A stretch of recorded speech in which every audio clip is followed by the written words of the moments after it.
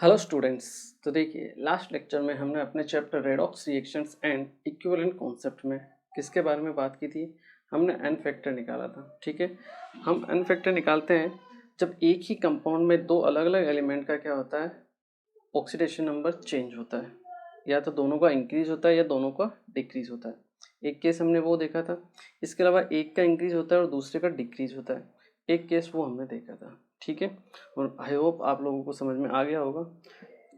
चलिए, आज हम कुछ और टाइप की जो रिएक्शंस हैं उनके लिए हम कैसे एन फैक्टर कैलकुलेट करते हैं उसके बारे में बात करते हैं। ठीक है, तो हम एन फैक्टर निकालेंगे डिसप्रोपोर्शन रिएक्शन के लिए। ठीक है, कि कैसे एक डिसप्रोपोर्शनेशन रिएक्शन में हम एन फैक्टर निकालते हैं। ठीक है, चलिए, N factor for disproportion reaction. Disproportion reaction क्या होती है वो तो पता है ना। या वो भी नहीं पता है? तो देखिए, डिसप्रोपोर्शन रिएक्शन वो रिएक्शन होती है जहाँ पर आपके एक ही कंपाउंड मतलब एक ही एलिमेंट का ऑक्सीडेशन और रिडक्शन दोनों होता है। ठीक है, मतलब एक ऑक्सीडेशन इंक्रीज होगा और दूसरा ऑक्सीडेशन क्या होगा, डिक्रीज होगा। उससे हम क्या बोलते हैं, डिसप्रोपोर्शन रिएक्शन। देखिए एग्जांपल देखते हैं, आपको समझ में आएगा।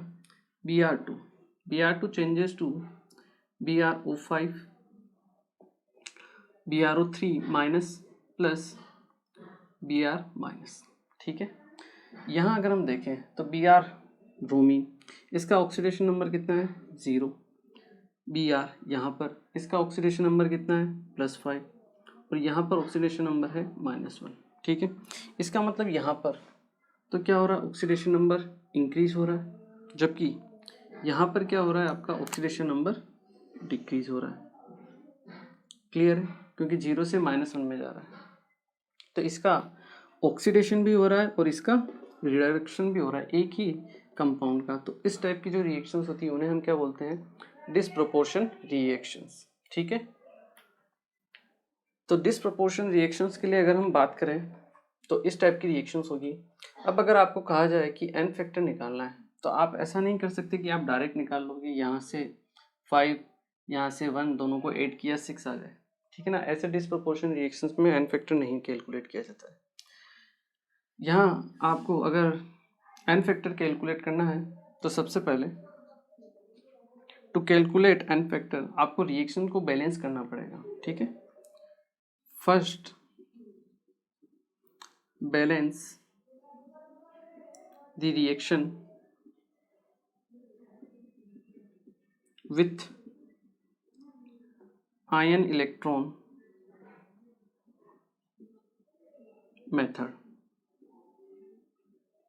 ठीक है, सबसे पहले आप क्या कीजिए, इस रिएक्शन को बैलेंस कीजिए। किस मेथड से, आयन इलेक्ट्रॉन मेथड से। आयन इलेक्ट्रॉन मेथड में हम क्या करते हैं, दो हाफ बनाते हैं, एक ऑक्सीडेशन हाफ और एक दूसरा रिडक्शन हाफ। ठीक है, तो सबसे पहले आपको वो करना है। ठीक है, first balance the reaction with ion electron method. ठीक है, उसके बाद एन फैक्टर।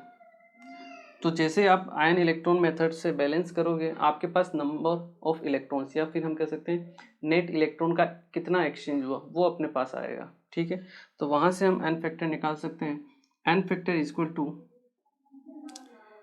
चार्ज ट्रांसफर या net electron transfer divide by stoichiometric coefficient. Stoichiometric coefficient, इससे आपको क्या है, एन फैक्टर निकालना है। ठीक है, कैसे निकालते हैं, देखिए हम क्या करते हैं, इसके लिए ऑक्सीडेशन हाफ और रिडक्शन हाफ लिखते हैं।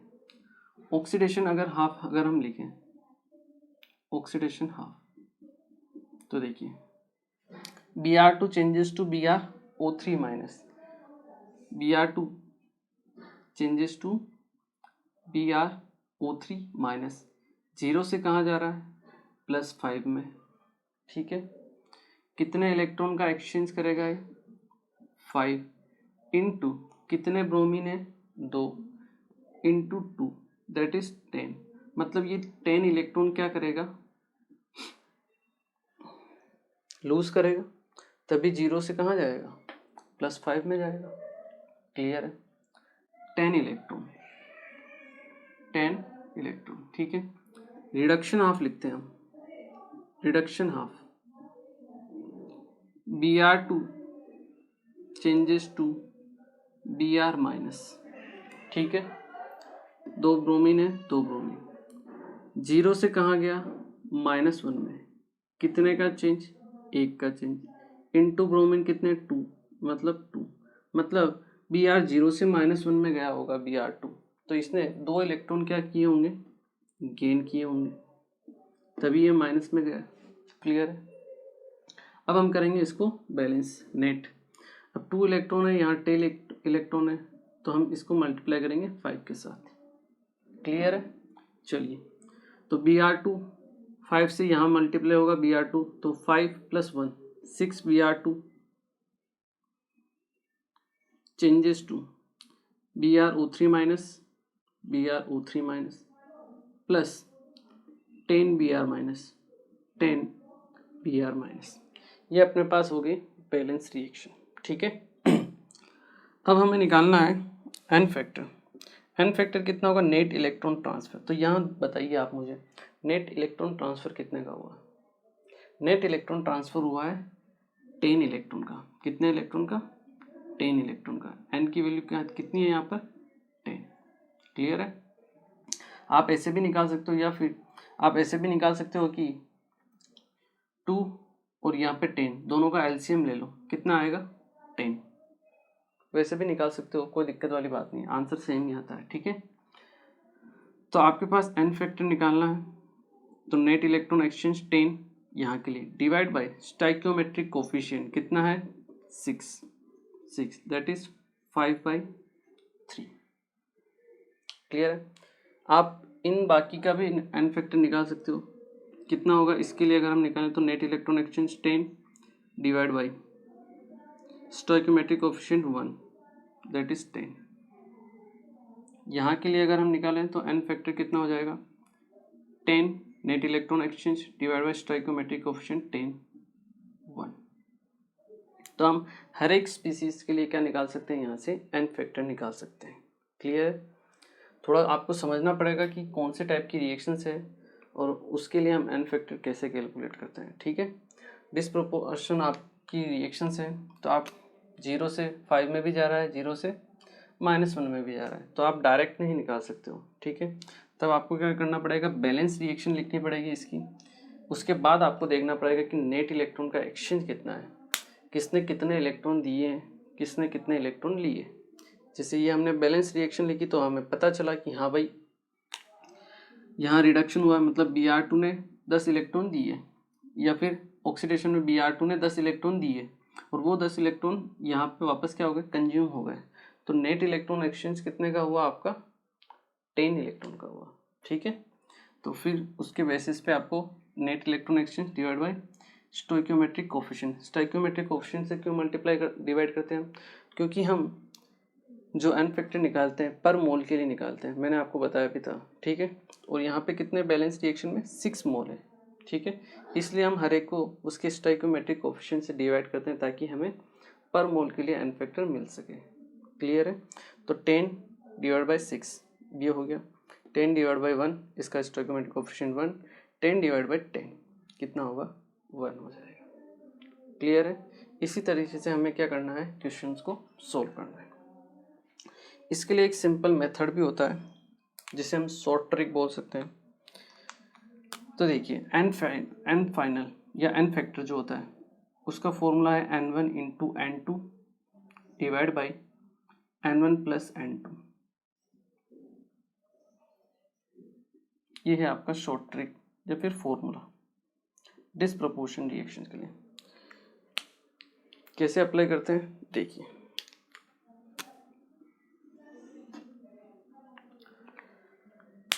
यही रिएक्शन में लिखता हूँ आपके लिए। Br2 changes to BrO3 minus plus Br minus. ठीक है, ये तो लेंदी मेथड है, हर बार तो उससे करेंगे नहीं, तो शॉर्ट ट्रिक भी चाहिए अपने को। 0 से गया +5 में, 5 का चेंज इंटू 2 बी आर है तो 10। 0 से गया -1 में, कितने का चेंज 1 का, इंटू 2 बी आर है तो 2। तो एक n1 होगा और एक क्या होगा n2 होगा। आप किसी को भी n1 किसी को भी n2 मान सकते हो जब हम BR2 के लिए n फैक्टर निकाल रहे हैं, ठीक है। तो देखिए 10 इंटू 2 डिवाइड बाई 10 + 2, ये होगा आपके पास 20 डिवाइड बाई 12। और अगर हम 4 से डिवाइड करें तो 4 इंटू 5 20 होता है। 5 डिवाइड बाई कितना हो जाएगा 3। यहाँ भी n फैक्टर 5/3, यहाँ पे भी n फैक्टर क्या आ रहा है 5/3 आ रहा है, ठीक है। अब आपको अगर यहाँ का n फैक्टर निकालना है कोई दिक्कत नहीं, यहाँ का n फैक्टर निकाल लीजिए। यहाँ का n फैक्टर क्या हो जाएगा, 5 से कहाँ गया 0 में, कितने का चेंज 5 का, बी आर कितने हैं 1, तो n फैक्टर कितना हो जाएगा आपके पास, 5 से गया ना 5 से गया 0 में, कितना का चेंज 5 का चेंज, तो n फैक्टर आपके पास कितना हो जाएगा 5। यहाँ हमने एक मिस्टेक कर दी, ठीक है ना, इसलिए 5 आ रहा है। कहीं ना कहीं हमने क्या है मिस्टेक की है हमने यहाँ पर BrO3 माइनस में, ठीक है। यहाँ BR2 है 0 से 5 में गया है, इसको आप बैलेंस करके लिखिए, ठीक है। यहाँ पर भी हमने क्या किया बैलेंस किया है, यहाँ पर हमने इसको बैलेंस नहीं किया, तो 2BrO3 माइनस, ठीक है। तब 5 into 2 that is 10 electron gain आपने क्या किया लूज किए, ठीक है ना। 2 BR आएगा यहाँ पर क्योंकि यहाँ पे BR2 है, तो यहाँ पर आ जाएगा आपके पास 2BrO3 माइनस, और जब हम इसका n फैक्टर निकालेंगे तो 10 डिवाइड बाई 2 दैट इज 5 आएगा, ठीक है ना। तो ये ध्यान रखना है आपको, क्लियर। यहाँ बैलेंस कर लेना है आपको ऑक्सीडेशन हाफ और रिडक्शन हाफ में, नहीं तो आंसर में थोड़ा प्रॉब्लम हो सकती है। यहाँ हमने क्रॉस चेक कर लिया इसको, ठीक है, क्योंकि यहाँ पे n फैक्टर कितना आ रहा था आपका 5 से गया 0 में, 5 का चेंज एक ब्रोमीन है तो n फैक्टर आएगा 5 इंटू 1 दैट इज 5, ठीक है। सेम इसी तरीके से यहाँ n फैक्टर निकालेंगे तो हम -1 से गया 0 में, कितने का चेंज 1, और BR है 1 तो n फैक्टर हुआ 1, तो इसका n फैक्टर 1 यहाँ पे भी आ रहा है, यहाँ पे भी 5 आएगा और यहाँ पे भी 5/3 आएगा, ठीक है। तो ये चीज़ ध्यान रखना है, जैसे हमने यहाँ बैलेंस किया था वैसे ही आपको यहाँ पर भी बैलेंस करना था, ठीक है ना। वो हमने नहीं किया था इसलिए आंसर अपना गलत आया था, ठीक है। तो इस चीज़ को आप ध्यान रखिएगा, क्लियर है। चलिए इसे नोट कीजिए, फिर मैं आपको कुछ क्वेश्चन देता हूँ, उनके लिए आपको क्या निकालना है n फैक्टर निकालना है, क्लियर है।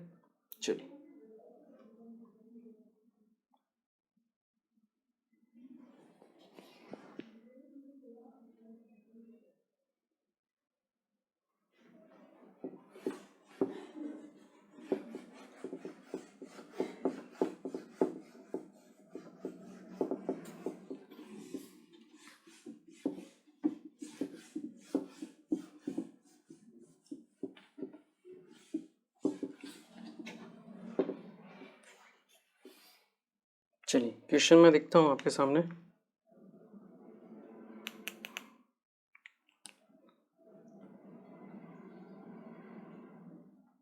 P4 gives PH3 plus H2PO2 minus H2PO2 minus, ठीक है। एक तो ये क्वेश्चन है,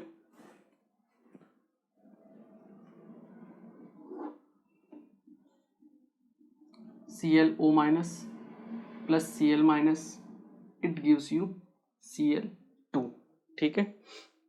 एक ये क्वेश्चन आपको दिया गया है, ठीक है। दोनों क्वेश्चंस के लिए आपको क्या करना है n फैक्टर निकालना है, ये H2PO2 माइनस, ठीक है। n फैक्टर निकालना है आपको, सभी के लिए निकाल लीजिए आप, क्लियर है, सभी का निकल जाएगा एक ही बार में। तो वीडियो को पॉज कीजिए और ट्राई कीजिए।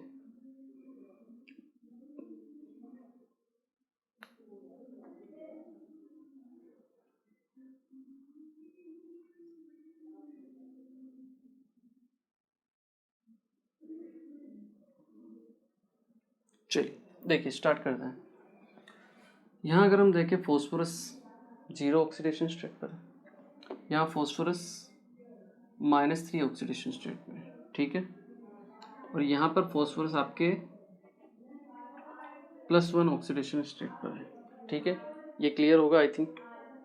अब देखिए एक ही कंपाउंड का रिडक्शन भी हो रहा है और ऑक्सीडेशन भी हो रहा है, इसका मतलब ये क्या है, डिसप्रोपोर्शन टाइप की रिएक्शन। तो सबसे पहले तो आपको ये पहचानना आना चाहिए, क्लियर है। अब हम डायरेक्ट निकालें एन फैक्टर, 0 से गया कितने में, 3 में, 3 का चेंज इनटू कितने फॉस्फोरस है, 4, तो ये हो गया 12। 0 से गया +1 में, कितने का चेंज, 1 का, इनटू 4 दैट इज 4। तो एन फैक्टर क्या होगा यहाँ के लिए, n1 into n2 that is 12 into 4 divide by 12 + 4, तो 12 इंटू 4 48, 48 डिवाइड बाई 16, तो एन फैक्टर आ जाएगा आपके पास 3, क्लियर है।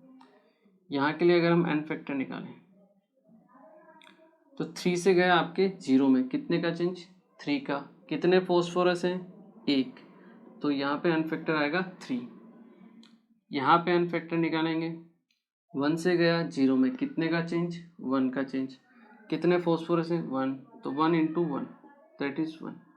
इस तरीके से हम क्या कर सकते हैं, आपका एन फैक्टर निकाल सकते हैं इजी तरीके से, क्लियर है, आई होप क्लियर होगा। नेक्स्ट क्वेश्चन देखिए, Cl यहाँ देखें तो +1 ऑक्सीडेशन स्टेट में रहेगा, Cl यहाँ पे -1 ऑक्सीडेशन स्टेट में और यहाँ पर 0 ऑक्सीडेशन स्टेट में।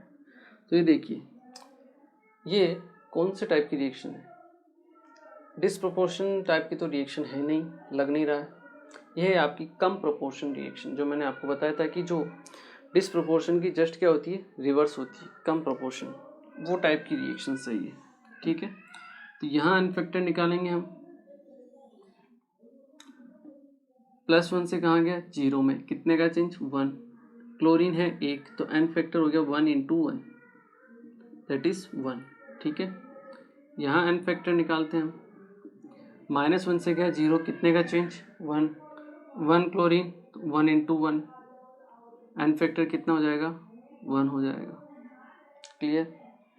यहाँ के लिए अगर हमें एन फैक्टर निकालना है तो कैसे निकालेंगे, n1 into n2 divide by n1 plus n2, क्योंकि यहाँ से 2 जगह जाएगा, 0 से ये गया आपका +1 पर, ठीक है, कितने का चेंज, 1 का चेंज, और कितने क्लोरीन है, 2, तो एक n1 की वैल्यू आ गई आपके पास 2 इंटू 0 से गया -1, कितने का चेंज, 1 का चेंज, 1 इंटू कितने क्लोरीन, 2, n2 की वैल्यू आ गई 2, 2 + 2, तो n factor 2 into 2 4, 4 divide by 4, कितना वैल्यू आ जाएगी, 1, क्लियर है।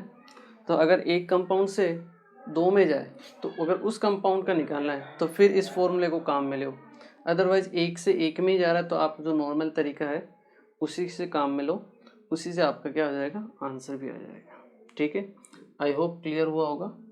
चलिए इसे नोट कीजिए, फिर हम दूसरे टाइप की रिएक्शंस पढ़ते हैं और उनके लिए एन फैक्टर कैलकुलेट करते हैं। चलिए नेक्स्ट हम बात करते हैं आपके इंट्रामोलिकुलर रेडॉक्स रिएक्शंस के बारे में, कि कैसे हम इंट्रामोलिकुलर रेडॉक्स रिएक्शन में एन फैक्टर फाइंड आउट करते हैं।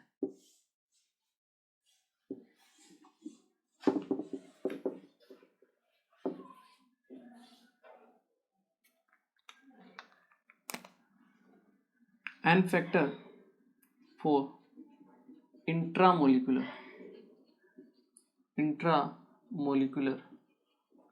रिएक्शन।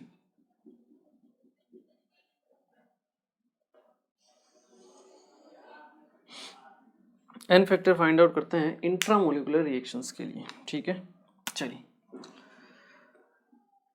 आपको दिया है कंपाउंड, मान लीजिए NH4 होल ट्वाइस Cr2O7, ठीक है, अमोनियम डाइक्रोमेट, ठीक है, इसका क्या नाम है, अमोनियम डाइक्रोमेट, ठीक है।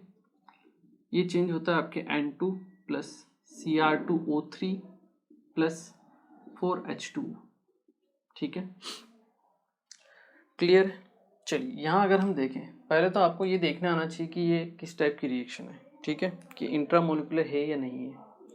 तो देखिए यहाँ अगर हम देखें नाइट्रोजन का ऑक्सीडेशन नंबर देखें तो वो होगा -3। क्रोमियम का अगर हम देखें ऑक्सीडेशन नंबर +6। ठीक है, यहाँ पे नाइट्रोजन का ऑक्सीडेशन नंबर 0, क्रोमियम का ऑक्सीडेशन नंबर 3। हाइड्रोजन +1 में है, यहाँ पर भी +1 में है। ऑक्सीजन -2 में है, यहाँ पर भी -2 में है, कोई चेंज नहीं।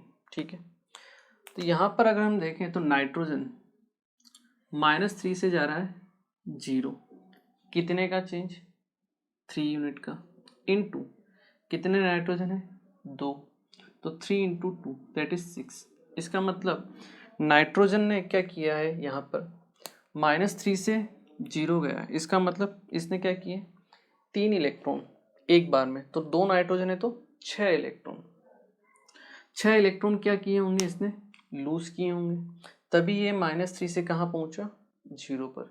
क्लियर है, 6 इलेक्ट्रॉन लूज। ठीक है, वहीं अगर हम देखें क्रोमियम गया आपके +6 से +3 में, कितने का चेंज, 3 का। ठीक है, 3 का चेंज हो गया, 2 क्रोमियम है तो 3 × 2 दैट इज 6, और इसने +6 से गया +3 में, इसका मतलब 3 इलेक्ट्रॉन या 3 × 2 दैट इज 6 इलेक्ट्रॉन क्या किए होंगे, गेन किए होंगे, 6 इलेक्ट्रॉन गेन। तो इस रिएक्शन में हो क्या रहा है, 6 इलेक्ट्रॉन लूज बाय नाइट्रोजन,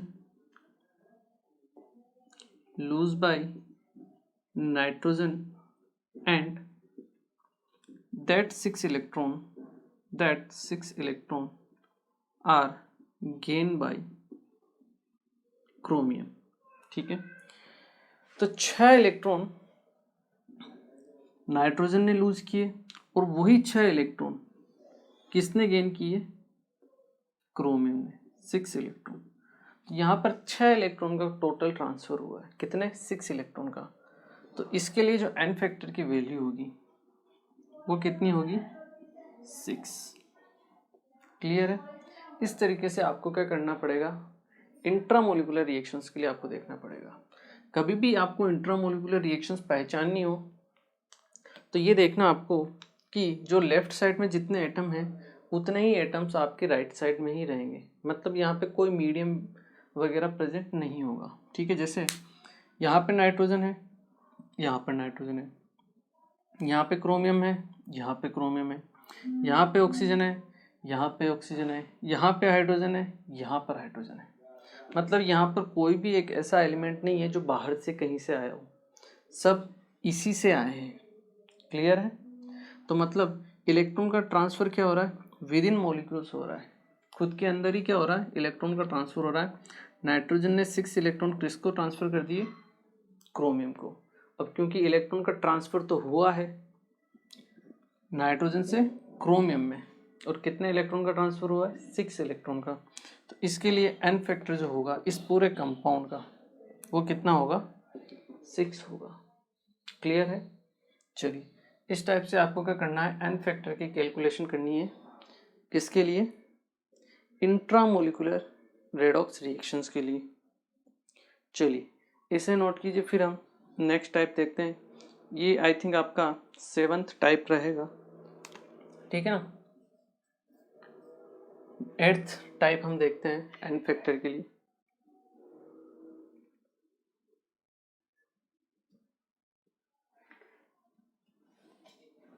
चलिए नेक्स्ट हम बात करते हैं 8th टाइप के लिए।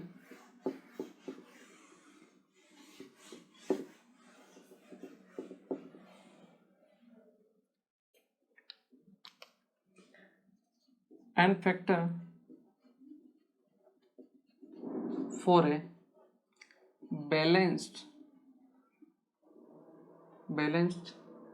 Chemical reaction, balance chemical reaction, किसी बैलेंस केमिकल रिएक्शन में अगर हमें एन फैक्टर कैलकुलेट करना है तो हम कैसे कैलकुलेट करेंगे, ठीक है। आपको दिया है कि MnO4 plus K2C2O4 plus HCl, ठीक है। एक रिएक्शन में आपके लिए लिखता हूँ, it gives you MnCl2 plus CO2 plus 12 KCl plus 8 H2O, ठीक है। इस रिएक्शन को हम बैलेंस कर लेते हैं। 2 6 16 HCl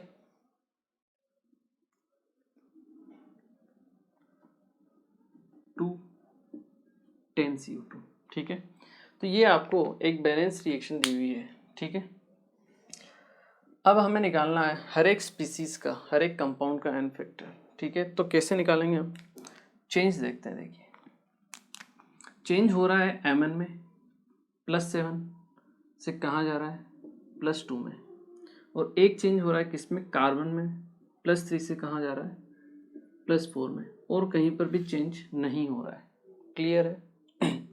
चलिए +4 +7 से गया +2 में, कितने का चेंज, 5 का चेंज, इनटू कितने Mn है 1, तो ये हो गया 5। क्लियर। यहाँ अगर हम देखें 3 से गया आपका कहाँ पर 4 में, कितने का चेंज, 1 का चेंज, इनटू 2 मतलब 2 का चेंज हो गया, ठीक है। तो जब भी आपको बैलेंस केमिकल रिएक्शन देखी जाए, आपको क्या करना है, जैसे फर्स्ट का हमने नेट इलेक्ट्रॉन एक्सचेंज निकाल लिया, कितने का था 5 का था। सेकंड का नेट इलेक्ट्रॉन एक्सचेंज निकाल लिया, कितने का था 2 का था। दोनों का एलसीएम कर दीजिए आप, तो आपको नेट रिएक्शन का क्या मिल जाएगा, इलेक्ट्रॉन का एक्सचेंज मिल जाएगा, ठीक है। तो देखिए दोनों का अगर हम एलसीएम लेंगे कितना आएगा 10 आएगा। तो इस रिएक्शन के लिए आपका जो नेट इलेक्ट्रॉन एक्सचेंज है वो कितना है 10 इलेक्ट्रॉन का। क्लियर है। इसके बाद अगर हम देखें एन फैक्टर निकालने के लिए मैंने आपको बताया था क्योंकि देखिए बैलेंस केमिकल रिएक्शन होती है तो उसमें स्टाइकियोमेट्रिक कोफिशिएंट भी इंक्लूड होते हैं, तो हमें निकालना होता है एन फैक्टर। तो हम निकालते कैसे हैं, नेट इलेक्ट्रॉन एक्सचेंज या टोटल इलेक्ट्रॉन एक्सचेंज या electron transfer divide by stoichiometric coefficient, उसी से हम निकालते हैं नेट बैलेंस रिएक्शन के लिए। बस इसी फॉर्मूले को आपको यहाँ काम में लेना है, ठीक है। देखिए और सभी के लिए हम क्या निकाल सकते हैं, एन फैक्टर निकाल सकते हैं। यहाँ पर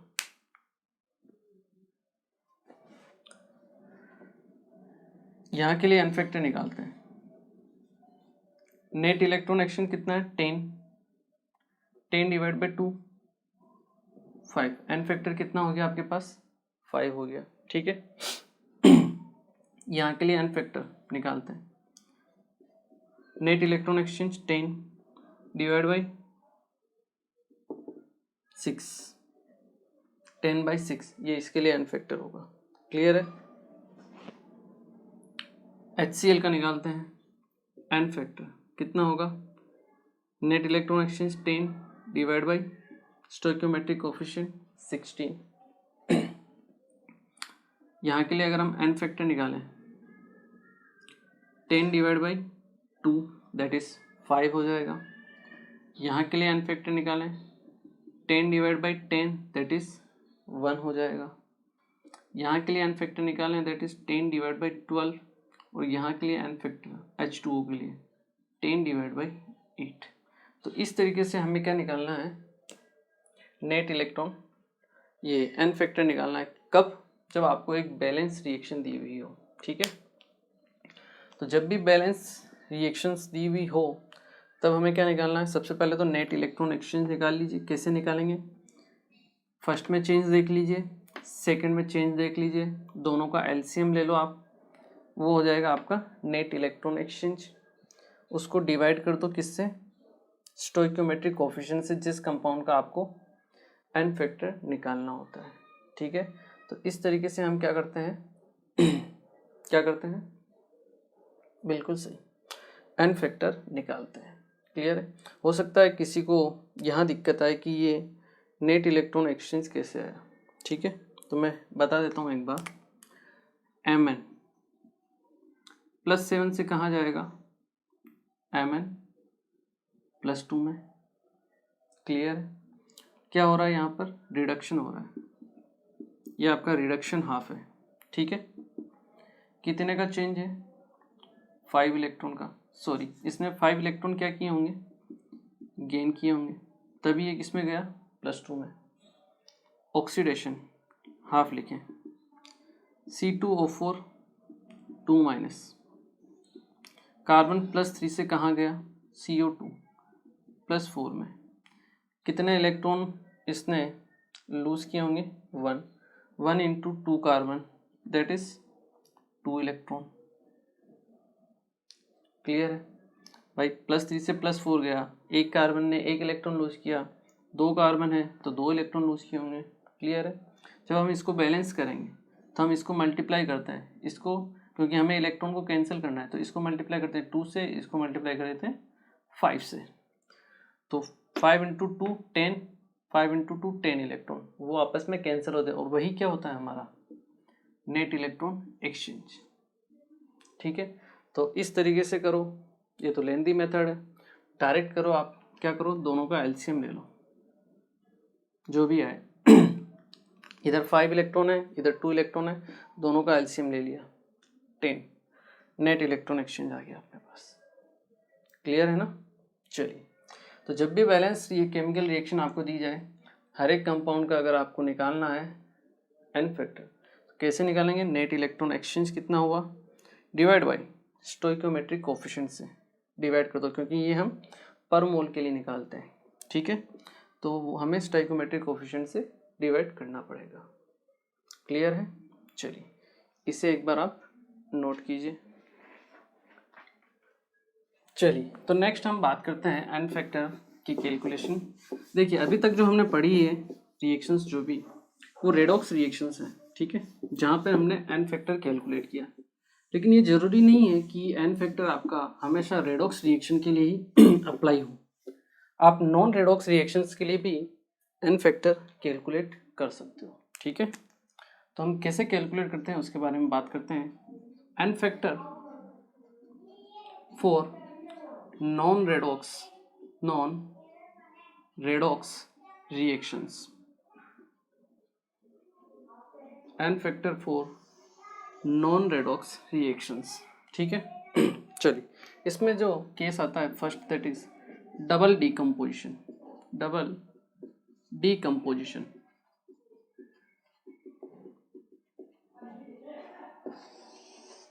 देखिए, अगर मैं आपको एक रिएक्शन कराऊं,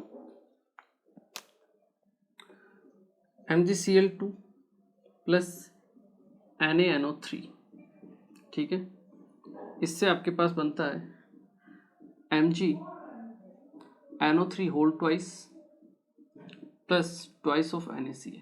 ठीक है, तो देखिए यहाँ से अगर हम इस रिएक्शंस को देखें तो हम कह सकते हैं कि यहाँ पर हुआ क्या है, Mg +2 में है, यहाँ पर भी +2 में है, Cl -1 में है, Cl -1 में, Na +1 में, Na +1 में, नाइट्रोजन +5, नाइट्रोजन +5, ऑक्सीजन -5 और -2, यहाँ पर भी ऑक्सीजन -2। मतलब किसी भी एलिमेंट का ना तो ऑक्सीडेशन हुआ है ना ही रिडक्शन हुआ है। ठीक है, ये कौन से टाइप की रिएक्शन है आपकी, नॉन रेडॉक्स रिएक्शन है। पर हुआ क्या है यहाँ पर हुआ है चार्ज का ट्रांसफर। किसका ट्रांसफर, चार्ज का। क्योंकि देखिए, मैग्नीशियम के साथ में पहले कौन है, क्लोरीन, MgCl2, और रिएक्शन के बाद क्या आ चुका है, NO3 -2, मतलब Cl- यहाँ से हट गया और किसके साथ चला गया, Na के साथ में। ठीक है, मतलब Cl का एक्सचेंज हुआ है यहाँ पर और NO का एक्सचेंज हुआ है यहाँ पर।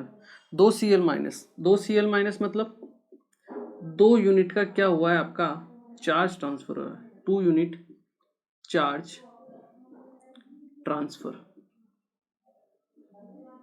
ठीक है। यहाँ पर भी 2 NO3 कहाँ है, इसके साथ में, इसके पास में, मैग्नीशियम के पास में। तो यहाँ पर आयंस की फॉर्म में क्या हुआ है, चार्ज का ट्रांसफर हुआ है, इलेक्ट्रॉन का ट्रांसफर नहीं हुआ है। किसका ट्रांसफर हुआ है, चार्ज का ट्रांसफर हुआ है। ठीक है, इसलिए अगर हमें यहाँ एन फैक्टर निकालना है तो यहाँ पे चार्ज ट्रांसफर कितना है आपका, चार्ज ट्रांसफर दैट इज 2। ठीक है, एन फैक्टर निकालेंगे, कैसे निकालेंगे, हमने अभी देखा ही था। जो भी आपका नेट इलेक्ट्रॉन या चार्ज ट्रांसफर है डिवाइड बाय स्टोइकियोमेट्रिक कोफिशिएंट, तो 2 डिवाइड बाई 1 दैट इज 2। इसके लिए n factor 2 divide by 2 that is 1। ठीक है, इसके लिए 2 डिवाइड बाई 1 दैट इज 2 और 2 डिवाइड बाई 2 दैट इज 1। इस तरीके से हम किसी भी नॉन रेडॉक्स रिएक्शंस के लिए क्या निकाल सकते हैं, एन फैक्टर निकाल सकते हैं। क्लियर है। चलिए, इसी में एक और रिएक्शन टाइप आती है दैट इज प्रेसिपिटेशन रिएक्शन।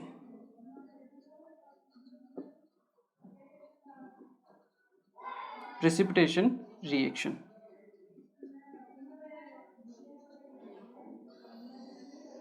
देखिए, अगर हम प्रेसिपिटेशन रिएक्शंस की बात करें, हम रिएक्शन लेते हैं PbNO3 whole twice lead nitrate plus NaCl, ठीक है, ट्वाइस। तो ये बनेगा आपके पास PbCl2 का प्रेसिपिटेशन बनेगा PPT, प्लस साथ में क्या बनेगा आपके ट्वाइस ऑफ NaNO3। ये भी एक आपकी नॉन रेडॉक्स रिएक्शन है जिसमें क्या बन रहा है, प्रेसिपिटेशन फॉर्म हो रहा है। ठीक है, यहाँ पर भी किसी का ऑक्सीडेशन नहीं हो रहा, किसी का रिडक्शन नहीं हो, कोई इलेक्ट्रॉन ट्रांसफर नहीं हो रहा है, पर हाँ आयंस का ट्रांसफर हो रहा है। कैसे, NO3 माइनस चले गए नाइट्रोजन के पास में और Cl आ गया आपके लेड के पास। तो यहाँ पर भी आपका Pb के पास 2 क्लोरीन आ गए, तो 2 क्लोरीन का यहाँ क्या हुआ है, ट्रांसफर हुआ है, 2Cl minus ion charge transfer. यहाँ पर भी आपके 2 NO3 माइनस आयन किसके पास चले गए, सोडियम के पास में। तो यहाँ पर भी 2 आयंस का क्या हुआ है, चार्ज के ट्रांसफर हुआ है। ठीक है ना, तो ये चीज़ें ध्यान रखनी है। यहाँ इलेक्ट्रॉन का कोई ट्रांसफर नहीं हो रहा है, यहाँ पे पूरा का पूरा चार्ज Cl माइनस आयन ही ट्रांसफर हो रहा है। ठीक है, तो इसको भी हम काउंट करेंगे। क्लियर है। तो नेट इलेक्ट्रॉन का ट्रांसफर कितना हुआ, 2। चार्ज ट्रांसफर कितना है यहाँ पर आपका, 2। चार्ज ट्रांसफर 2 यूनिट का चार्ज आपके क्या हुआ है, ट्रांसफर हुआ है। ठीक है, एन फैक्टर निकालेंगे, 2 divide by stoichiometric coefficient 1 that is 2। यहाँ एन फैक्टर निकालेंगे, 2 डिवाइड बाई 2 दैट इज 1। यहाँ एन फैक्टर निकालेंगे, 2 divide by 1 that is 2 and यहाँ निकालेंगे एन फैक्टर कितना होगा, 2 डिवाइड बाई 2 दैट इज 1। ठीक है, तो इस तरह से हम किसी भी नॉन रेडॉक्स रिएक्शंस के लिए भी क्या कैलकुलेट कर सकते हैं, एन फैक्टर कैलकुलेट कर सकते हैं। ठीक है, हो सकता है थोड़ा सा आपको कन्फ्यूजन हो या कचरा इकट्ठा हो गया हो, ठीक है ना, क्योंकि मिक्स हो गया होता है। तो आप आराम से फिर से जितना भी स्टार्टिंग से हमने पढ़ा है एन फैक्टर को, उस पूरे लेक्चर को, जितने भी है नोट्स को एक बार फिर से रिवाइज करना आराम से, ध्यान से। ठीक है, तो आप धीरे धीरे करोगे तो आई एम श्योर आपको समझ में आ जाएगा कि हाँ किस रिएक्शंस के लिए हम कैसे एन फैक्टर को कैलकुलेट करते हैं। ठीक है ना, एक बार आप इसे नोट कर लीजिए। ओके, तो देखिए आज के लेक्चर में हमने बात की एन फैक्टर। ठीक है, लास्ट लेक्चर में हमने देख ही लिया था कि अगर एक ही एलिमेंट से ज़्यादा का क्या होता हो, ऑक्सीडेशन नंबर या रिडक्शन चेंज होता है। ठीक है, तो हम कैसे एन फैक्टर आपका कैलकुलेट करते हैं वो हमने बात कर ली। आज हमने डिसप्रोपोर्शन रिएक्शंस के लिए कैसे एन फैक्टर कैलकुलेट करते हैं उसके लिए बात की।